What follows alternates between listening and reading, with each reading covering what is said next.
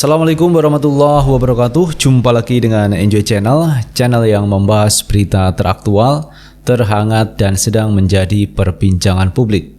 Sahabat Enjoy Channel, kali ini yang akan kita bahas mengenai hasil survei calon presiden 2024. Teman-teman, kalau kita melihat beberapa lembaga survei, ada 3 nama yang ini sulit untuk tergantikan. Tokoh populer yang sering disebut oleh lembaga survei, yaitu calon presiden Prabowo Subianto, kemudian Pak Anies Baswedan dan Pak Ganjar Pranowo. Jadi 3 orang ini selalu menghiasi di berbagai lembaga survei. Nah, teman-teman, kalau kita melihat Pak Anies Baswedan, hari-hari ini Pak Anies selalu menjadi perbincangan. Nah, ketika seorang tokoh menjadi perbincangan, tentu ada 2 kemungkinan, elektabilitasnya naik atau elektabilitasnya rendah. Namun demikian, kalau kita melihat Pak Anies Baswedan ini diperbincangkan karena hal-hal yang positif. Misalkan kemarin Pak Anies menggelar Formula E, ini menjadi perbincangan. Jadi perbincangan yang positif tentunya, karena Indonesia mampu menggelar Formula E yang diprakarsai oleh Gubernur DKI Jakarta Anies Baswedan. Dengan kondisi yang terbatas, waktu, biaya terbatas, tetapi Pak Anies mampu menggelar formula itu dengan cukup sukses. Karena itu Pak Anies menjadi perbincangan. Dan kemudian teman-teman, ada hal lain yang membuat Pak Anies ini diperbincangkan, yaitu terkait Jakarta International Stadium, di mana stadium terbesar ini dibuat di masa Pak Anies Baswedan. Itu Pak Anies menjadi perbincangan. Nah, apa kaitannya Pak Anies diperbincangkan dengan elektabilitas? Ini sangat dekat teman-teman.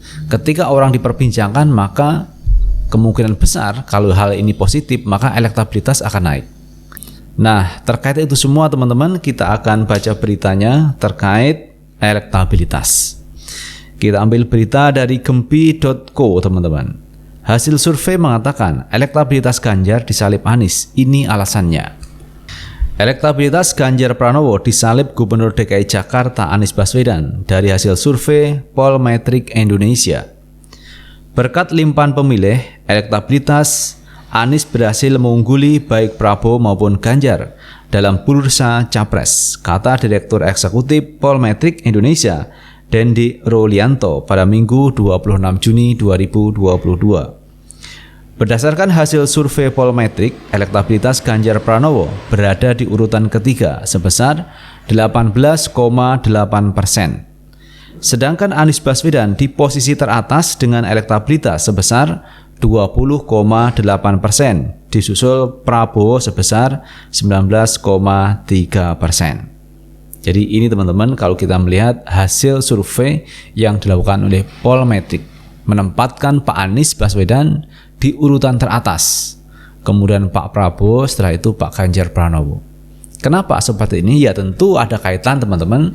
Pak Anies yang dibicarakan di publik, di ruang publik, itu mempengaruhi masyarakat untuk menentukan calon presiden yang akan datang, yaitu Anies Baswedan.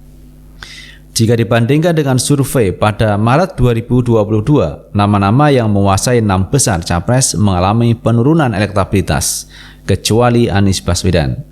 Bisa dikatakan Anies memperoleh limpahan dukungan dari pemilih capres-capres potensial yang bakal berlaga pada Pilpres 2024 papar dia.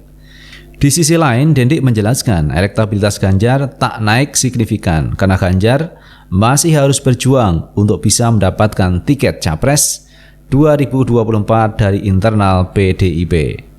Kalau kemarin teman-teman ada rakernas PDIP, dan hasil rakernas itu tidak menunjuk seseorang calon presiden. Jadi tidak ada nama yang disampaikan oleh Megawati pada saat rakernas PDIP kemarin. Hanya ada beberapa poin, ada 7 poin. Tetapi yang intinya dari hasil rakernas itu adalah mengangkat capres, cawapres itu kewenangan dari Ketua Umum PDIP Megawati Soekarno Putri. Dan kemarin itu dibacakan oleh Ganjar Pranowo. Banyak orang yang menilai kenapa Ganjar yang membacakan hasil rakernas PDIP. Bukankah ada Puan Maharani atau Megawati? Seperti yang terjadi di Nasdem teman-teman. Hasil rakernas Nasdem dibacakan oleh Ketua Umumnya Surya Paloh. Tetapi tidak di PDIP. Hasil rakernas dibacakan oleh Ganjar Pranowo. Apa ini bentuk sindiran ke Ganjar teman-teman? Karena Ganjar adalah orang yang banyak dideklarasikan oleh pendukungnya maju di 2024. Nah, banyak orang yang melihat bahwa ini adalah sindiran supaya Ganjar paham bahwa capres-cawapres itu hak prerogatif dari Megawati Soekarno Putri. Oke, kita teruskan. Demikian pula dengan Prabowo yang elektabilitasnya relatif stabil, belum ada tanda-tanda kenaikan secara signifikan. Menurut Dendi, melejitnya nama Anies Baswedan tak lepas dari dukungan yang diberikan sejumlah partai politik untuk mengusung sebagai capres. Misalnya gelaran Rapat Kerja Nasional Rakernas Partai Nasdem yang memunculkan nama Anies Baswedan di antara sejumlah nama yang diusulkan dari daerah-daerah. Sementara itu dalam klaster di bawah 3 besar, terdapat Gubernur Jawa Barat Ridwan Kamil 6,8%, Menteri Pariwisata Ekonomi Kreatif Sandiaga Uno 5,5%, disusul Ketua Umum Partai Demokrat Agus Harimurti Yudhoyono yang relatif stabil 4,3%. Survei Polmetrik Indonesia dilakukan pada 16-21 Juni 2022 terhadap 2.000 responden mewakili 34 provinsi. Metode survei adalah multi-stage random sampling, acak bertingkat, dengan margin of error survei sebesar 2,2% pada tingkat kepercayaan 95%. Nah, itu teman-teman hasil survei yang dilakukan oleh Polmetrik Indonesia yang menganalisa calon-calon presiden potensial. Berapa sih elektabilitasnya sampai hari ini, misalkan Pak Prabowo, Pak Anies, dan Pak Ganjar Pranowo. Dan ternyata teman-teman, dari hasil survei yang dilakukan oleh Polmetrik, itu Pak Anies Baswedan mendapatkan 20,8%. Kemudian disusul Prabowo Subianto dan terakhir adalah Ganjar Pranowo. Itu teman-teman, naik turunnya capres potensial di 2024. Nah, kemudian kita bertanya teman-teman, kenapa Pak Anies Baswedan ini unggul survei di Polmetrik? Saya menganalisa ini karena kegiatan Pak Anies kemarin yang luar biasa teman-teman, gaungnya baik di Indonesia maupun di luar negeri, yaitu sirkuit Formula E. Ini cukup sukses mengantarkan nama Pak Anies Baswedan cukup populer teman-teman.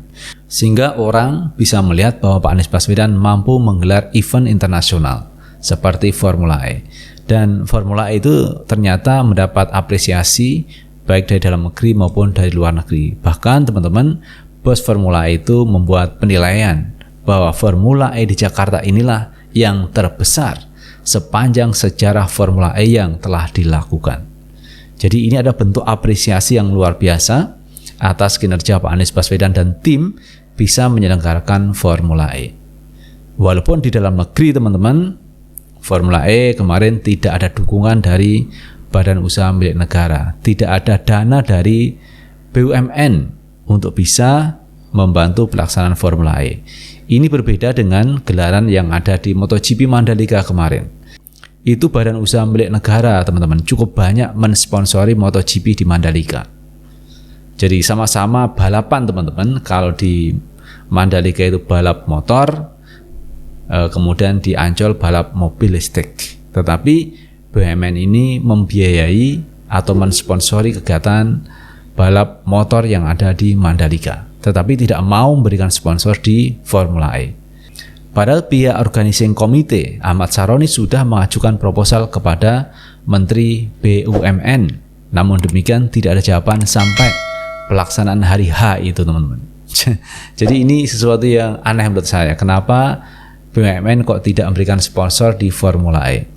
Dan kemarin juga ada kritikan teman-teman dari DPR terkait kenapa Erick Thohir kok tidak memberikan sponsor di Formula E. Apakah ini karena terdapat kompetisi saingan di Pilpres 2024? Kalau kita melihat Pak Erick Thohir, beberapa spanduk banner ini sudah terpampang teman-teman, calon presiden 2024 atau Erick Thohir presiden. Sementara itu Pak Anies juga begitu, banyak pendukung relawannya yang mengibarkan spanduk, kemudian di sosial media juga begitu, Anies presiden. Nah, anggota DPR ini melihat apa ini persaingan di kontestasi 2024. Padahal mestinya itu tidak terjadi teman-teman, karena ini bicara olahraga. Namanya olahraga itu harusnya sportif. Jadi konsep olahraga itu kan konsep yang sportif. Tetapi ini tidak terjadi di gelaran Formula E. Malah pihak BUMN ini kemarin berikan alasan kenapa kok tidak memberikan sponsor, karena waktunya mepet, waktunya berdekatan. Biasanya proposal itu diajukan 3 bulan sebelumnya atau bahkan setahun sebelumnya. Tetapi yang diajukan Ahmad Saroni ini mepet sehingga tidak di ACC, tidak disetujui oleh pihak BUMN. Itu alasan klasik menurut saya yang mestinya itu tidak perlu disampaikan. Nah, sekarang kembali kepada hasil survei yang dilakukan oleh Pollmetric, di mana Pollmetric melakukan survei terhadap calon presiden potensial.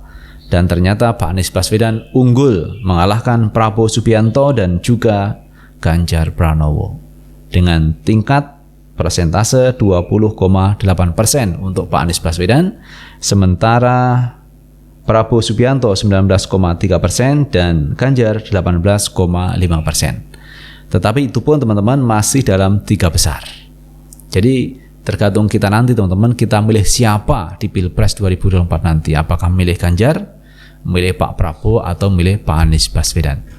Kalau memilih Ganjar, maka lihatlah Jawa Tengah, bagaimana Ganjar memimpin Jawa Tengah. Kalau melihat Pak Anies Baswedan, lihatlah Jakarta, ketika Jakarta dipimpin oleh Pak Anies Baswedan dengan banyak prestasi-prestasi yang ditorehkan Pak Anies Baswedan dan gelaran-gelaran kegiatan yang bersifat internasional seperti Formula E maupun Jakarta International Stadium. Karena kegiatan yang bersifat internasional itu bisa mengharumkan nama bangsa, bisa mengharumkan nama Indonesia. Itu gelaran yang bersifat internasional. Kemudian kalau kita memilih Pak Prabowo, maka lihatlah ketika Pak Prabowo menjadi Menteri Pertahanan. Jadi penilaian kita cukup simpel saja teman-teman. Apa yang dilakukan selama menjabat itulah salah satu yang kita pertimbangkan untuk menentukan calon pilihan kita. Siapa presiden yang akan kita pilih di 2024. Itu teman-teman yang bisa kita bahas kali ini, dan terima kasih telah menonton video ini. Jangan lupa like, subscribe, share, dan komen di channel ini agar kita bisa membangun channel ini menjadi lebih baik lagi. Sukses selalu. Assalamualaikum warahmatullahi wabarakatuh.